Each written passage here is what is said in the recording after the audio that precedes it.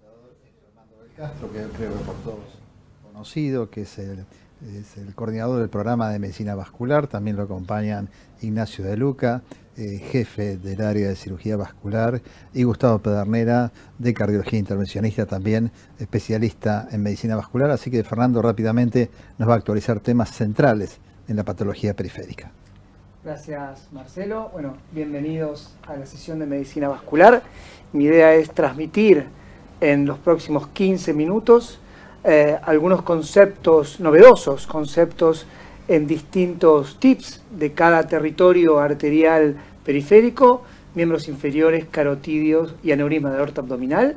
Así que vamos por el primer territorio, enfermedad arterial de miembros inferiores. Y el primer concepto que quiero transmitir es un concepto macro, un concepto epidemiológico, donde básicamente esta enfermedad está creciendo. Ya en el año 2010, el primer reporte demostró un crecimiento en todo el mundo, y la actualización recientemente publicada demostró que hay más de 235 millones de personas en el mundo con enfermedad arterial en los inferiores. Pero lo más importante es que sobre todo están en países de bajos y medianos ingresos como el nuestro. Paralelamente, hay un cambio en cuanto a los factores de riesgo promotores de esta enfermedad. Ustedes saben que el tabaquismo está disminuyendo en el mundo occidental y está incrementándose significativamente el diagnóstico de diabetes. Esta es la última actualización del Atlas de Diabetes, donde pueden ver que ya hay más de 500 millones de personas en el mundo con diabetes, y 3 de cada 4 personas están en países de bajos y medianos ingresos. Así que ahí vemos un cambio de fenotipo del paciente con enfermedad vascular periférica, pasando del tabaquista y delgado al paciente con sobrepeso, obesidad y con diabetes. También, continuando con este concepto macro, vemos que esta enfermedad que viene creciendo sigue siendo subtratada. Este registro, también publicado este año, un registro americano de más de 6.000 pacientes con enfermedad cardiovascular establecida, vieron que la mitad de los pacientes que tienen indicación clase 1A de recibir estatinas no lo reciben, y solamente 22% reciben estatinas de alta potencia, que es lo indicado. Pero fíjense la población que menos probablemente recibe esta medicación, y justamente está la enfermedad vascular periférica. Así que tenemos una enfermedad en crecimiento subtratada. Pasando ya al oficio patológico, me parece importante conocer esta relación cuando vamos a hablar de los 2 estudios más importantes publicados en el último tiempo en enfermedad vascular periférica. Vemos la interrelación que tiene la trombina con la activación plaquetaria, donde la trombina no solamente estimula la formación de fibrina, sino que también estimula indirectamente la activación plaquetaria, y a su vez, en el accidente de placa, además de la activación y la agregación plaquetaria, también se expresa el factor tisular. Vemos ahí un interjuego entre los 2 sistemas. Esto, asociado al riesgo residual del paciente con la enfermedad cardiovascular establecida, fue la base o el fundamento de la publicación del COMPAS. Como ustedes saben, eran pacientes con enfermedad vascular periférica y coronaria, sobre todo enfermedad coronaria, randomizado a 3 tratamientos: rivaroxaban 2,5 cada dosis de aspirina, rivaroxaban 5 cada dosis sin aspirina versus aspirina. Y lo que quiero demostrar de este estudio es cómo le fue a la población con enfermedad vascular periférica. Fíjense en la reducción significativa de eventos locales, amputación e isquemia aguda que tuvo esta población. Eso era un mensaje que nos estaba diciendo el COMPAS, y ahí surge el concepto de MACE. Todos estamos familiarizados con el concepto de MACE, que son los eventos cardiovasculares mayores, pero en los últimos años cada vez se habla más del MACE, que básicamente es isquemia severa o isquemia aguda, más amputación. Y como ven, es un predictor, el tener un MACE es un predictor de muy mal pronóstico, no solamente local, sino que también sistémico. Este es un subanálisis del COMPAS, y pueden ver que el tener un MACE aumentó hasta 3 veces la mortalidad y hasta 200 veces el riesgo de amputación. Siguiendo con el concepto y nuevos conceptos fisiopatológicos, vemos que la enfermedad arterial de miembros inferiores se comporta distinto que la enfermedad coronaria. Y este es un ejemplo de eso. En este estudio se evaluaron más de 300 arterias de 120 especímenes de pacientes amputados por isquemia crítica. Y vieron que el 70% de esa anatomía patológica de esas 300 arterias tenían trombos, sobre todo localizados a nivel infrapatelar, y había trombos en lugares sin enfermedad aterosclerótica, a diferencia del territorio femoral, donde sí veían más placas. Por lo tanto, el mecanismo que podría explicar la progresión de la enfermedad es la arterioembolia, que justificaría el tratamiento con nuevos esquemas antitrombóticos. Así surge el estudio Voyager PID, basado también en el estudio COMPASS, en este caso ya con rivaroxaban 2,5 cada 12, llamado dosis vasculares, más aspirina, y en este caso en el escenario de la post-revascularización. Pacientes post-cirugía de bypass o post-angioplastia de miembros inferiores, randomizados a rivaroxaban aspirina versus rivaroxaban. Claramente este doble bloqueo de la trombina y de la aspirina en esta población con una fisiopatología aterotrombótica o ateroembólica, el beneficio fue significativo en el endpoint primario, que era infarto, ACV, muerte, isquemia aguda y amputación. Y para terminar con el primer territorio, les quiero transmitir la última guía publicada este año de enfermedad vascular periférica, la guía canadiense, donde ya recomienda fuertemente en pacientes con enfermedad vascular periférica el uso de la aspirina y el rivaroxaban 2,5 cada 12, fundamentalmente si está asociado a otras condiciones de riesgo como la enfermedad polivascular, la diabetes, la insuficiencia renal y la insuficiencia cardíaca, obviamente en pacientes de bajo riesgo de sangrado. Este beneficio que demostró el COMPASS y el Voyager paga un precio, que es el sangrado. También esta última guía, recomienda también fuertemente la aspirina y el rivaroxaban en el escenario post-revascularización, tanto endovascular como de bypass periférico. Y por último, desde el punto de vista del tratamiento intervencionista y quirúrgico, recomienda en primer lugar hacer angioplastia periférica y deja reservada la cirugía para situaciones en que está comprometida la femoral común y femoral profunda. Pasamos al segundo territorio, la estenosis cardíaca, y aquí voy a comenzar por el diagnóstico. Tenemos nueva información local en cuanto a la cuantificación del porcentaje de estenosis. Esto lo hicimos en el consenso de la Sociedad Argentina de Cardiología, de imágenes, junto con el grupo de medicina vascular, y a diferencia de lo que clásicamente manejamos, que era basado en la Sociedad Americana de Radiología, ya tenemos nuestra propia cuantificación de estenosis carotidia con Doppler, pero también tenemos asociado nueva cuantificación en cuanto en el escenario post-angioplastia y post-endarterectomía.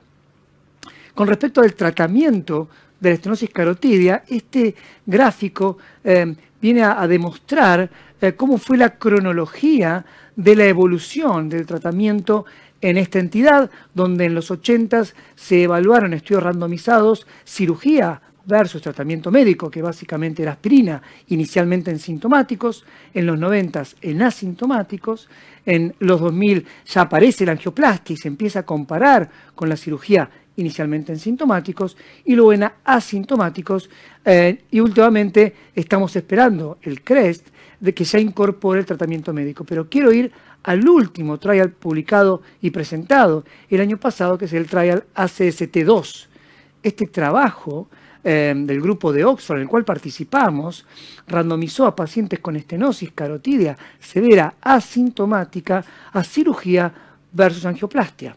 En este caso, se vio que no hubo diferencias significativas entre las dos estrategias de tratamiento, siendo el riesgo de stroke mayor y muerte al mes cercano al 1%. Eso está indicando que hay cierta evolución del tratamiento endovascular que está casi a la par del tratamiento quirúrgico, sí tiene un incremento del riesgo de stroke menor comparado a la cirugía, y la cirugía siempre tiene un poquito más de riesgo de infarto con respecto a la angioplastia, pero claramente los números son cada vez más bajos, y este estudio recientemente publicado también fue ese análisis retrospectivo de más de 2.500 pacientes que fueron randomizados a angioplastia versus cirugía carotidia, y tampoco acá hubo diferencias estadísticamente significativas. Así que el mensaje es: la angioplastia cada vez tiene menos riesgo y cada vez se acerca más a la cirugía en cuanto a eventos. Esta es la última guía, que en realidad no está publicada, se va a publicar el año que viene, de la Sociedad Europea de Cirugía Vascular, donde no hay grandes cambios, por eso puse el CRESS-2. Creo que con la publicación de ese estudio quizás venga el tratamiento médico en pacientes asintomáticos, pero hoy por hoy nos manejamos con la información randomizada que tenemos, donde se le exige o se le sigue exigiendo al paciente asintomático expectativa de vida, se le sigue exigiendo anatomía y se le sigue exigiendo predictores de incremento del stroke que nos dan las imágenes, tanto el transcraniano, el Doppler de vaso de cuello y los estudios angiográficos. Y tanto en asintomáticos como en sintomáticos, la cirugía sigue estando un escalón por arriba de la angioplastia.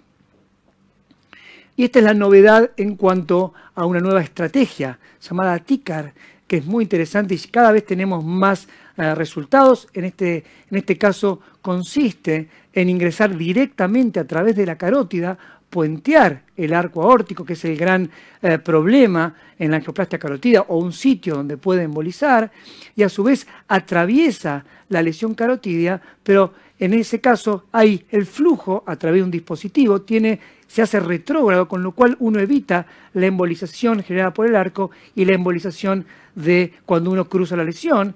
Fíjense los números que tiene esta nueva técnica, menos de 1% de stroke en estos dos estudios llamados Raster 1 y 2, 0.6 en el último estudio, y ya las guías lo recomiendan con una indicación 2A cuando no puede realizarse la angioplastia por vía femoral. Y nos queda el último territorio, aneurisma de aorta abdominal. Este es un metaanálisis también bastante reciente. Ustedes saben que cada vez se discute más la costo-efectividad del screening, o sea, de buscar aneurisma de aorta abdominal con ecografía abdominal en la población. Este metaanálisis junta todos los estudios, incluso el último estudio danés, y el mensaje es que el screening de aneurisma de aorta abdominal sigue siendo costo-efectivo, ¿no? Obviamente en poblaciones determinadas, pero el screening hay que seguir buscando esta patología que está subdiagnosticada. Un mensaje para la cardiología: uno tiende a ver al paciente que se coloca endoprótesis como un paciente periférico, donde uno debe seguir obsesivamente la posibilidad de que no tenga un leak o que el aneurisma crezca o que falle la endoprótesis, pero también esta población no está exenta de eventos cardiovasculares mayores. Este es un estudio que justamente evaluó a una población post-endoprótesis aórtica y vieron un incremento significativo de eventos tanto a 1 o 5 años de eventos cardiovasculares mayores. La última línea, la azul corresponde a los eventos cardiovasculares mayores, que fíjense en el tiempo, en 5 años claramente demuestra una población que hay que seguir muy de cerca, y los principales predictores es el haber tenido insuficiencia cardíaca y valvulopatía.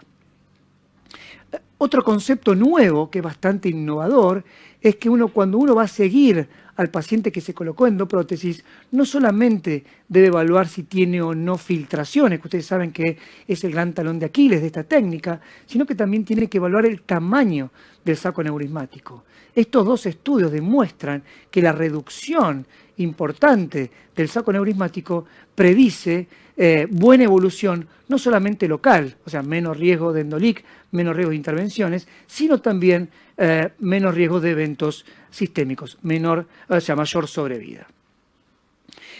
Hay una nueva técnica que cada vez la estamos usando más en el instituto para tratar aneurismas complejos yuxtarrenales. Ustedes saben que la mortalidad, la mortalidad quirúrgica de estos aneurismas es enorme, por lo tanto surgen nuevas técnicas Y justamente este es un análisis de una población prospectiva donde se comparó la cirugía convencional versus el tratamiento endovascular por fenestraciones o ramas, y se vio que el grupo que fue a cirugía tuvo 3.5 veces más de complicaciones mayores, el doble de complicaciones menores y 4 veces mayor riesgo de mortalidad temprana. Y a pesar de que es una técnica que requiere en un cuarto de los pacientes nuevas intervenciones, esas intervenciones no reducen la mortalidad. Ya para ir terminando, esto es lo que dicen las guías de aneurisma aortoabdominal de la Sociedad Europea, donde la endoprótesis es el tratamiento de primera línea cuando tiene anatomía apropiada, pero la cirugía sigue teniendo su lugar, sobre todo en pacientes jóvenes. Es muy importante cuando uno va a indicar este procedimiento, evaluar la anatomía, evaluar el riesgo quirúrgico, evaluar la expectativa de vida, la posibilidad de seguimiento y también la calidad de vida del paciente en cuanto a su función sexual. Para terminar, quiero transmitir los conceptos más importantes de cada territorio. Recordar que la enfermedad vascular periférica sigue en crecimiento y sigue subtratada. Hay un cambio del fenotipo del paciente. El paciente ahora generalmente es paciente con sobrepeso y con diabetes. La fisiopatología es distinta a la coronaria. Acá el fenómeno parece ser ateroembólico, que genera progresión de la enfermedad, y para eso tenemos nuevos tratamientos antitrombóticos. En la estenosis carótida tenemos nuevos criterios para cuantificar mejor el grado de estenosis. Tenemos un procedimiento de menor riesgo que está evolucionando y cada vez tiene menor riesgo, y tenemos nuevas técnicas con resultados prometedores. Con respecto al territorio de aneurisma aortoabdominal, el screening tenemos que seguir buscándolo, sigue siendo costo efectivo.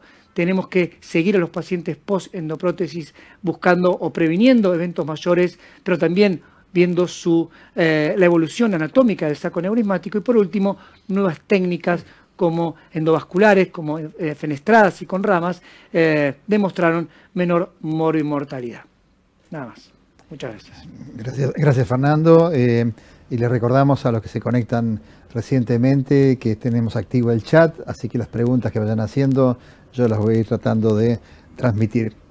Doctor De Luca, la realidad es que pareciera, o la impresión que yo tengo, es que cada vez se hace menos cirugía convencional de aorta abdominal, no recuerdo la última que haya visto, y cada vez más endoprótesis. ¿Vos coincidís con esta mirada? ¿Realmente la endoprótesis ha venido a reemplazar casi por completo la cirugía? Esta es la primera pregunta. La segunda pregunta, de acuerdo a lo que planteaba Fernando Belcastro, ¿cómo debería seguirse estos pacientes?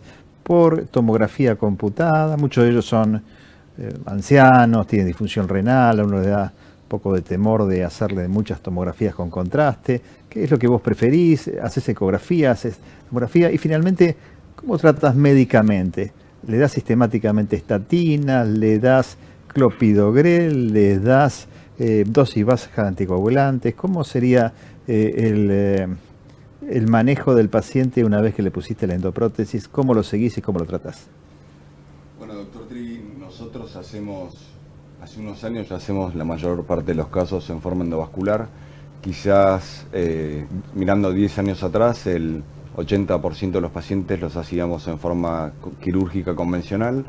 Hoy en día esto se revirtió, el 90% de los pacientes los hacemos en forma endovascular, y ese 10% que queda es porque consideramos tanto la anatomía como el riesgo cardiológico, como la edad del paciente o las comorbilidades que puede tener. Entonces, si está en buenas condiciones, quizá, y siendo un paciente joven, optamos por un tratamiento quirúrgico convencional, o si tiene algún defecto del tejido conectivo.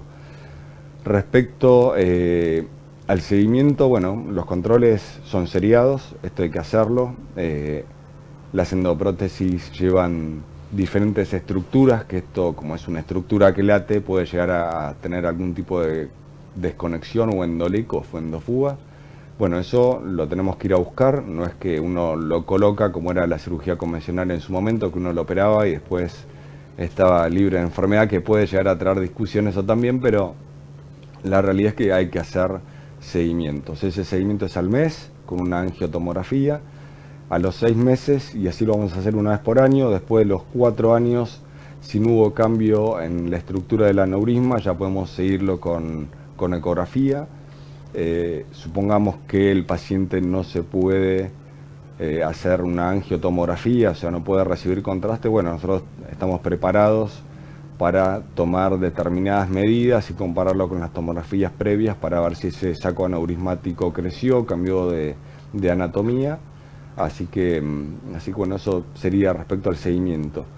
Nosotros no anticoagulamos a los pacientes en el posoperatorio, creo que eso al revés estaría contraindicado, tampoco le damos antiagregantes plaquetarios. Sí, en seguimiento también en conjunto con Fernando Belcastro hacemos dosis altas de atorvastatina, quizá por la agresión que recibe el paciente durante el procedimiento, y después, bueno, cada uno va a seguir con el tratamiento que venía hasta la cirugía. Gustavo Pedernera, él es especialista, como le decía, es cardiólogo intervencionista, pero especialista especialmente en medicina vascular. Contanos un poquito, ¿existe un revival del stent carotídeo a raíz de los trabajos que comentaba Fernando Belcastro? ¿Cuál es el rol del stent carotídeo hoy? Que me da la impresión de que durante unos años estuvo un poquito apagado y ahora tomó de vuelta impulso y fuerza.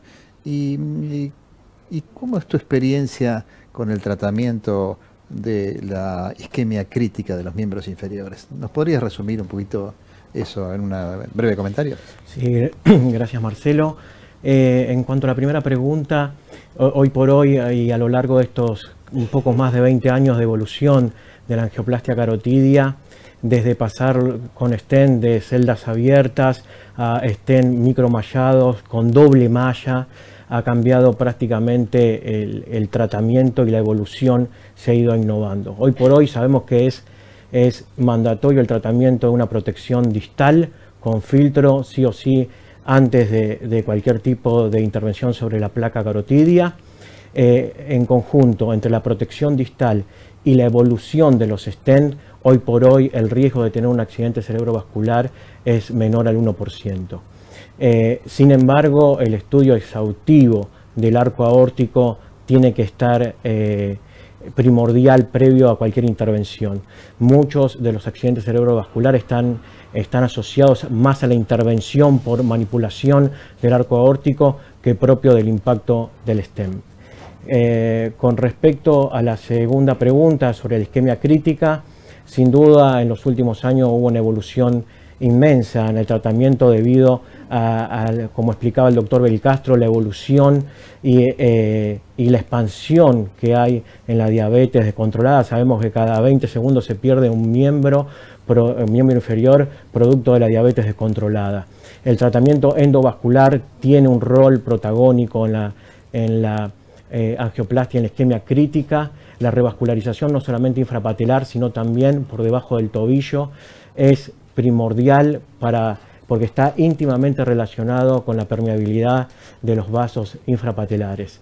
La evolución son pacientes que son panvasculares, hay que hacer un seguimiento estricto, un tratamiento en equipo multidisciplinario, porque no solamente son pacientes que le tratamos con una angioplastia el problema, sino hay que hacer un control estricto de los factores de riesgo, de la diabetes, el control de sus heridas, como tenemos el equipo de isquemia crítica aquí en el instituto.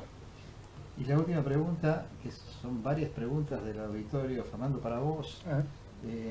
Evidentemente prendió tu hipótesis de la aterotrombosis. Entonces varios te preguntan, y yo las voy a resumir las preguntas porque tienen todo lo mismo. ¿Cómo decidís entre usar rivaroxaban a baja dosis combinada con aspirina, rivaroxaban a mayor dosis sin aspirina? ¿Cuándo usás clopidogrel o alguna combinación con inhibidor P2Y12, clopidogrel, ticagrelor, los más estudiados? ¿Y cuál es el rol del cirostazón en el medio de toda esta ensalada de tratamientos antitrombóticos y vasodilatadores? A ver, ¿por dónde empiezo? Empiezo por el final, digamos. Hoy tenemos evidencia específicamente de la enfermedad vascular periférica. Cuando uno va a buscar la evidencia en esta entidad, generalmente la mayoría de los datos se extrapolan de lo coronario. Fíjense, el estudio Capri, ya hace 20 años, demostró que sí, que el clopidogrel, ustedes recuerdan que eran 3 grupos, postinfarto, post-stroke y enfermedad ocular periférica. El grupo que mejor le fue o que tuvo menos eventos fue el vascular periférico, pero es un análisis de un subgrupo, con lo cual no se estudia específicamente, pero eso ya indica algo. Indica que la enfermedad tendría cierta hiperreactividad plaquetaria, que eso está demostrado en estudios, con lo cual ya se empieza a comportar distinto. Cuando se intentó seguir con esta hipótesis y se le dio anticoagulantes, se le dio warfarina en el estudio WAVE, se randomizó a pacientes claudicantes, warfarina versus placebo, no redujo eventos, incluso aumentó el riesgo de sangrado. De hecho, la anticoagulación plena hoy tiene contraindicación si uno le quiere dar para prevenir eventos en el paciente con enfermedad ocular periférica. Aparecen nuevos antiagregantes plaquetarios, el ticagrelor. Bueno, el estudio de Euclid lo puso a la par del clopidogrel, fue randomizado, ticagrelor. También, en este caso, uno de los pocos estudios con pacientes con enfermedad ocular periférica y no demostró el ticagrelor ser mejor que el clopidogrel. Por lo tanto, seguíamos con la simple antiagregación dando vueltas y aparece una droga que se llama Vorapaxar, que acá no es muy conocida, que es un bloqueante del receptor de la trombina. Y ahí empieza el doble bloqueo. Bloqueante de trombina asociado a aspirina. Y ese estudio randomizado en coronarios y vasculares periféricos demostró 2 cosas. Reducción de eventos y ya empieza el concepto de MAIL y reducción de MAIL. Así que ahí empieza el doble bloqueo. Con el Vorapaxar, que era muy potente, se va con aspirina y hubo un incremento del sangrado significativo. De hecho, fue aprobado por la FDA. Sin embargo, el sangrado, incluso intracraneano, hizo que no progresara su uso. Justamente ese doble bloqueo motivó al COMPASS y motivó al Voyager. Y ahí tenemos información ya con 6.000 pacientes en el COMPASS y todos los pacientes del Voyager. Así que hoy por hoy, si uno tiene que indicar un tratamiento antiagregante, puede dar aspirina, en su defecto clopidogrel basado en el Capri, pero si uno cree que ese paciente tiene alto riesgo isquémico, como yo dije antes, tiene enfermedad polivascular, tiene insuficiencia renal, tiene diabetes, tiene insuficiencia cardíaca y bajo riesgo de sangrado, uno puede dar la combinación de aspirina y 2,5 cada 12 de rivaroxaban. Y en el otro escenario, por revascularización, si ese paciente tuvo un evento isquémico agudo, tiene un mal runoff del bypass, tiene un angioplástico, un resultado subóptimo, ese paciente tiene, y bajo riesgo de sangrado, tiene indicación de aspirina y rivaroxaban. ¿Y el cilostazol? Bueno, el cilostazol es una droga con un beneficio modesto en cuanto a la mejoría en la caminata, 40% de mejoría. La verdad que sí, estos estudios, tanto el COMPASS como el Voyager, excluían el cilostazol en el protocolo, con lo cual no sabemos qué pasa. Sí, absolutamente incrementa el riesgo de sangrado y uno debería usarlo con cuidado, ya que no hay data de la combinación de aspirina, rivaroxaban y cilostazol. Les agradezco mucho al panel, les agradezco mucho a ustedes por habernos acompañado. Vamos a ir a la siguiente sesión. Muchas gracias.